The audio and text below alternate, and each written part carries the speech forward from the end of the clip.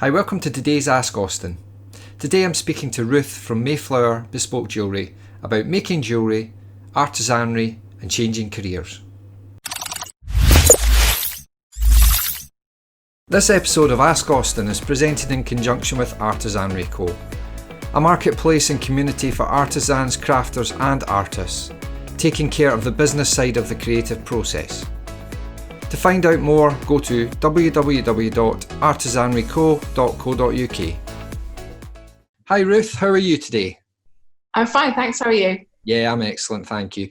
So Good. You are the owner of Mayflower Bespoke Jewellery. Do you want to tell us a little bit about what you do?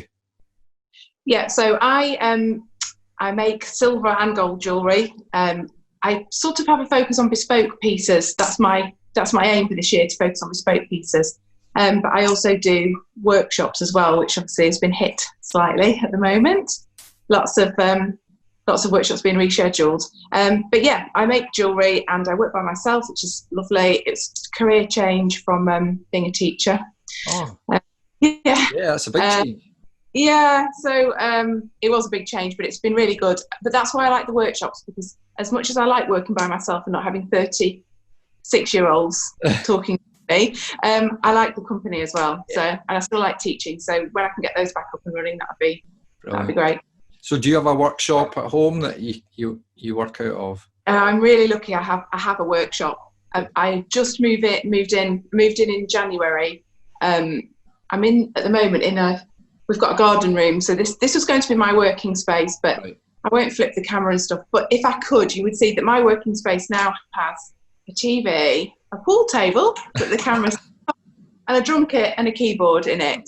So I was getting squashed into this tiny little space, doing workshops with people and having to kind of utch around the tables and things. So the opportunity of a workshop came up via a friend. I wasn't really looking for one, but I thought, I'll go and look, and it's like going to look at a puppy, isn't it? You can't say no. Good stuff. So you talked about running courses and training programs and stuff. Have you done anything online at all? Have you done any online videos or online training or for other people? Yeah. No, I haven't, because as we'll probably come on to in other questions, I have a big case of imposter syndrome, right. And although I don't think I actually ever realised quite how much I've learned, because obviously this is a career change. It's not, I didn't go to university to do this and haven't been doing it for years. So, but I did do an Instagram live in my bid to push myself this year. I did an Instagram live. And I kind of thought that most of the people watching were jewellers, actually, other jewellers. And I think it was about 50-50. But afterwards I had contact from a couple of jewellers asking me about things that I'd done, or advice for things, and it sort of made me think, maybe I know it a little tiny weeny bit that I could share with other people. So the trouble with jewellery is I'd be quite happy to teach beginners, like make a ring, but people need equipment. Yeah. So, and I don't do beading and those sorts of things that people wouldn't need a training course in anyway, particularly. So, I just wondered, obviously you can't deliver face-to-face training at the moment. I just wondered if there was anything you could do online that would help people. But as you say, it's so specialised that you do need the equipment, and if you don't have it, it's really going to work. Yeah. I just suppose there must be an opportunity for people who are like I was 3 or 4 years ago. I've got some of the equipment, but I don't quite know what to do with it. So maybe that's something I could think about. Yeah. A wee expansion to the business. Yeah. So, I need to. Yeah, no, absolutely. So obviously you talked about bespoke. So I guess clients come to you and say, right, I want a ring, and give you a bit of a brief. How do you come up with your ideas? What inspires you? Well, that's kind of twofold, because I'll answer the bespoke part first. And remind me if I forget to answer the second. For bespoke, I like to chat with people, and quite often people will come and they'll have an idea, so we'll talk about it, and sometimes things don't work practically. Just as before I started making jewellery, I would think, I'll have this, and then it might not hang properly, or there might be a manufacturing issue with something that I'll be able to talk people through, so the ideas will change slightly. Also have people who come and say, I just want something to commemorate this, and I've got no idea. I had a lady come to me, she wanted some she's got a necklace that her late husband used to wear, and she wanted something making for her twins' 21st birthday, which was coming up, including a little bit of the gold and including some of his ashes, which is not something I usually do, actually.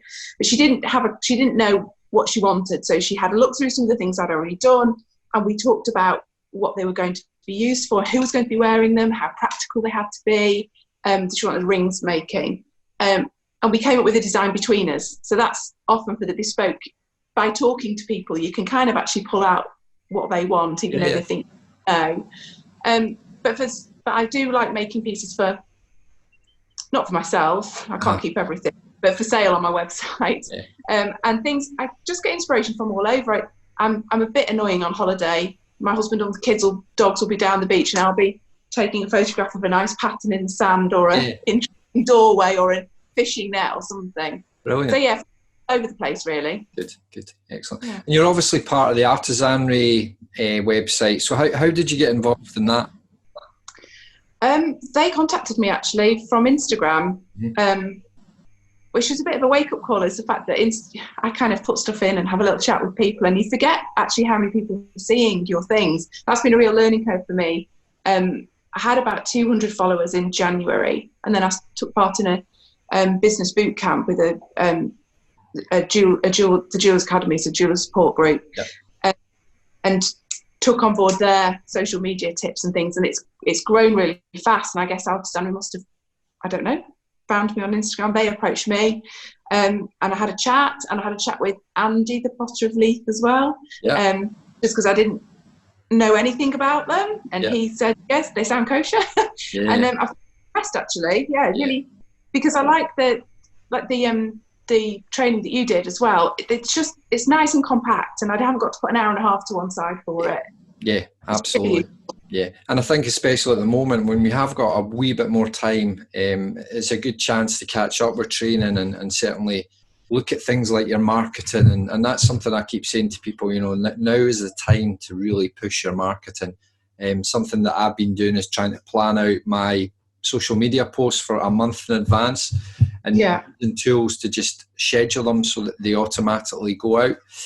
Just saves a lot of time rather than thinking every day, right, what can I post? Because I guess, and you'll know this, but the whole thing about social media is being consistent and not posting once every 2 weeks, posting 3 or 4 or 5 times a week, because people start to expect that. Instagram's a funny one. I've found Instagram really hard to break. Facebook's been a lot easier for me, but I guess it depends on what you do. Obviously your products are really visual and you can take nice pictures of them, so that lends itself well to Instagram. And for me, obviously video is becoming more and more popular on Instagram, so it's just about trying to push that, but I have found it quite a tough nut to crack. In terms of you, how did you get into the jewellery? Obviously you mentioned you were a teacher. Have you always been interested in making jewellery, or did you just kind of fall into it? Not jewellery in particular. I was quite I really enjoyed art at school, but I only took it to GCSE level because I was quite academic. So in those days I didn't have a burning desire to do any arts. I didn't have a burning desire to do anything particular, but I was academic, so I got pushed in that direction, so I didn't take it further. So I always used to enjoy doing displays and things, making my classroom look beautiful. But didn't really, to be honest, didn't have time for anything else. And then I had 2 children, so really didn't have time for anything else. And my school was brilliant that I worked at. My colleagues were amazing, I loved them to bits, but the profession had changed, and you don't need to go into all of that. But I was miserable. And a friend of mine who I met years and years ago in London, actually, when we were having babies together, she said, right, next time I talk to you, I want you to have done something for yourself, because I think I was just moaning on about teaching. She said, try something different, do some. So I looked on our local college website to see what night school classes they did. And this is me coming from I wouldn't go to the shops without somebody else, and do anything by myself. Just quite, needed some company all the time. And I thought, I'm going to do this.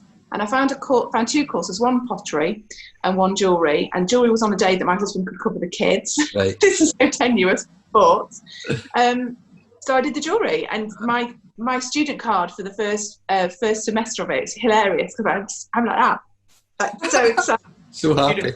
Yeah, and I started doing it, just loved it, and found that Wednesdays I'd wake up and think, yeah, it's Wednesday today, it's college today. And then I just got asked to make a few pieces, and then a few more, and I was juggling my husband being away with work, kids getting to school. Teaching is not at all flexible in terms of what time you can turn up. And in the end, I was lucky enough that my wage isn't paying the mortgage, so I could step back a little bit and see how it went. And it's brilliant. Yeah, it's going really well. Yeah. It's quite scary though, changing your career. Yeah, especially my whole syndrome that I was talking about before. Yeah. Stepping out that comfort zone. I admire people doing that because it takes a lot of balls to do that. So in terms of a normal day, not at the moment, but what does a normal day look like for you? Well, I was thinking about this, and I think a normal day, there isn't a normal day. No. Because it's different, and it will be the same in your business as well. It's the only normal bits are the getting up and the walking the dogs and the making tea and going, tidying up at the end of the day. The middle bits are all different. So especially now I've got my studio as well. So when I was working from home, I probably would dip in and out of work a bit all day, but now I have to sort of be a bit more careful and plan it because I've got a bit of a drive to my studio. So I guess my normal day would be a mixture of, I'll check my social media and stuff because I like to be responsive to messages. I like to, I don't like it if I comment on something and somebody doesn't give me a reply. So I like to treat other people in the way I would like to be treated. So I'll check that first thing if you've got any. Sorry, the dog's just joined me. Emails to catch up on or inquiries, that kind of thing. And then I'll probably head to the studio and do a bit of making. You can only do that for so long because it's actually quite physically challenging on your hands. Your hands get tired. My eyes get tired. Creatively, I think you get to a point you're either in the zone for hours or you're just not feeling it. And so then I'll come home and do all the paperwork bits that are the bits that are building the business with that I find. That's the hard bit, and I guess when you're making products, that's the bit that tends to slip, isn't it? Because the products make the money, but then you need to get the business in, so it's very difficult to get that. But then at the balance. same time, with me having done this business bootcamp thing, it's shown me just how. I've never run a business before. I have no idea. So kind of feeling my way. I didn't have a business plan, didn't have anything really. So it showed me all the things I should be doing and planning and financial planning and marketing, social media, all the rest of it, photography, etc. So I felt like I'd got the most enormous to-do list. So actually my making suffered for a while because I was like, I haven't got time to make anything. So it just actually lockdown has given me the opportunity to sort of step back a little bit and just try and get a bit more balance in there. Yeah, I think if there's any good to come out of this, that's one of the things from a business perspective, is that you kind of reassess where you are and what your priorities are. I've certainly done that myself. And hopefully coming out the other end we'll all be better for it, Cool. So an average piece of jewellery, how long would it take you from sort of concept through to completion? Take a ring, for example. How long generally would that take you to make? Well, how long is a piece of string? Yeah, exactly. So the ring that I'm making in my artisanry video actually was, there's a little tiny bit of the story behind that video. I was about to clear my studio out to come home for lockdown. I couldn't get my friend to come and do the video he was supposed to be doing. So my husband came. I was in a bit of a mood with him, to be honest, on that day. He wasn't being very helpful. And he just couldn't see my vision. And I wanted him to catch me looking all, kind of hilariously casual. And he wasn't doing it. So I made the most simple thing ever in the whole wide world. And I was a bit frustrated with myself afterwards because I can make so much more intricate things. And I wanted that on camera, but it just didn't happen that way. So that ring I made on the video, something like that, a simple hammered band, half an hour. Really? With including polishing and filing, etc. But then some of the pieces that I've made recently, there's a piece that I posted last week on Instagram actually, and it's a sort of a split shank, and it's got tiny little molten balls of silver on, and then like a kind of chalice shape, and it's got 24 karat gold like inlaid into it. That hours, a lot longer. Yeah. And also there's the issue with hallmarking. I don't know if you know anything about hallmarking. I certainly didn't. We can't hallmark ourselves. We can't do any of that. In America, you can. You have your own hallmark stamp, as far as I know, right. and you just hallmark your work as you go along. But we have to send any silver over 7.78 grams or gold over 1 gram has to go to an assay office. There's 4 in the UK, so you have to send it to them, pay them to do it. If you want them to do it quickly, it's £1 million. It feels like that. And then wait for it to be sent back. Yeah. And you have to do it in a particular order. If you're going to do it on the inside of a ring, it's got to be when the ring's flat, or you have to pay for a different sort of punch. And so when you factor all things like that in, sometimes pieces can take weeks. Yeah. And it's not working on it for weeks. It's just because of the order it has to be done in, and the legal regulations of getting things home. That's good. Yeah. I had no clue how long it would take, so that's really interesting. Well, I didn't really give you an answer, did I? No, well, you did. You said sort of from half an hour to weeks. Yeah, weeks. Yeah, there you go. That's answered the question. So obviously you mentioned your website. Do you display work? Do you do kind of go to exhibitions or anything like that? I have been really fortunate to be included in a gallery reasonably local to us. She has exhibitions 4 times a year, and I've been included in those. That was last year and this year, but obviously they've been shelved this year. So that's an exhibition and a sale chance for me. Okay. I had applied to go into, there's an arts trail in Melbourne, which is quite close to us, Melbourne, Derbyshire, but and it's quite prestigious and a really nice event. I'd applied for that this year. It's been cancelled. So at the moment, I don't display my work anywhere other than on my website, and that's in the process of being completely changed. My website currently doesn't. This is partly what's holding me back on my marketing. I want to push people to my website to see what I can do, but my website doesn't really work for me very well. It doesn't work for bespoke pieces. Right. There's functionality issues with it, which I am not a web designer. Yeah. So one thing that my training this year has helped me to identify is that I need to outsource some things. So I've outsourced it. I'm in the process of outsourcing it. So my website hopefully will be a much better showground for me than it is currently. Oh, it's so important to have a good website though. I mean, I do my own website, but I know a little bit about websites, but I think a lot of the time it makes sense because you see so many people building their own websites and as you say, they just don't work. But then there's that whole thing about it costs a lot of money to get a web designer in, but then you need to kind of understand, right, okay, if I spend £1,000 on a website, that's going to bring me so much more business in if it's good. So exactly. And I always try to, like I said, I try to treat my customers in the way I would want to be treated.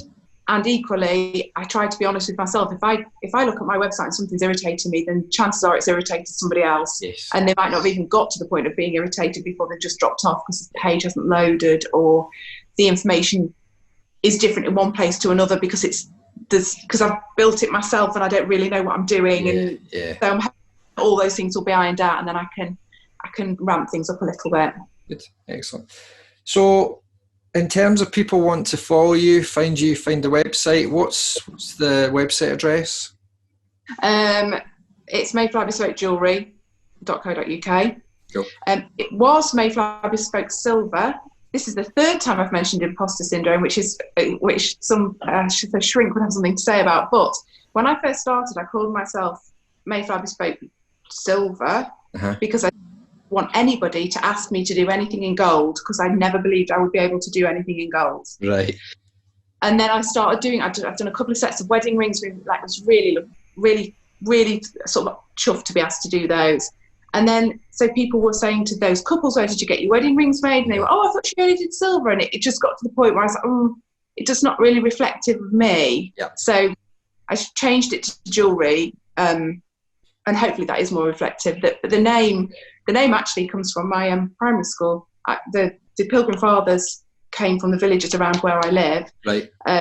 And obviously sailed to America on the Mayflower. So when I was looking at again, I didn't want to put my own name to it because I wasn't confident enough to have my own. It's just crazy now, but I know. Yeah, how it is. But it was all about new adventures and new horizons, and so that's how the name came about. Oh, brilliant. Excellent. Good. And you're on social media, obviously. You mentioned Instagram and Instagram and Facebook, yeah. So we'll and put Pinterest. Pinterest as well? Yeah. Well, I'm only on there via artisanry, bless them, so Right. far, but that's something that I need to look at, yeah. Yeah, Because I think it's an up-and-coming platform. that's probably a good one for you to be on. Yeah, definitely. Yeah. Well, listen, Ruth, thanks very much for your time. Appreciate you're really busy, so I really appreciate you coming on. Hope you've enjoyed it, and thanks again. Thanks very much. Austin. Cheers. Nice to see you. Bye. Thanks to Ruth for the chat today. If you're not already a subscriber, subscribe below and turn on the notifications. Until the next time.